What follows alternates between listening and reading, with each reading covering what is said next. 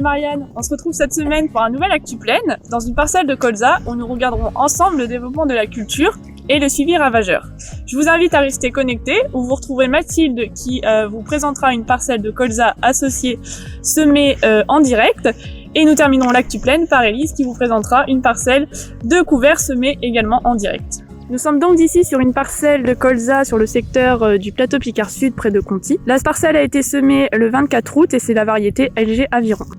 Le colza est au stade entre 2 et 3 feuilles, cependant, au vu des conditions sèches actuelles, les levées sont assez échelonnées. En effet, nous observons des colzas qui sont au stade 3 feuilles, à 2 feuilles, des colzas au stade cotylédon, comme ici, et il y a encore des graines qui sont en cours de germination.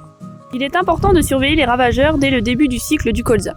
Ici, nous pouvons observer des dégâts de limaces ainsi que des piqûres d'altise sur les cotylédons. La cuvette jaune est le moyen de déterminer l'arrivée des altises dans les parcelles de colza. Les altises arrivent début septembre, après la baisse puis la remontée des températures. Le colza est sensible jusqu'au stade 3-4 feuilles et il faut observer régulièrement les parcelles pour observer les dégâts sur la plante causés par la grosse altise.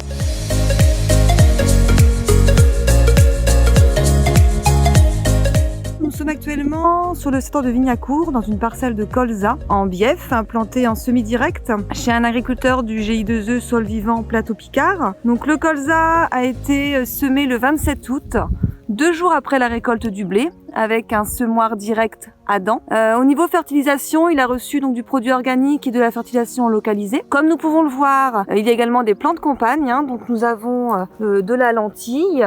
Nous retrouvons du tournesol, nous avons également donc du fenugrec, puis également de la févrole. Donc nous avons une belle levée du colza et des plantes compagnes. Donc c'est vrai que la technique de ne pas travailler le sol permet de garder une belle fraîcheur, surtout dans des conditions de sec actuelles.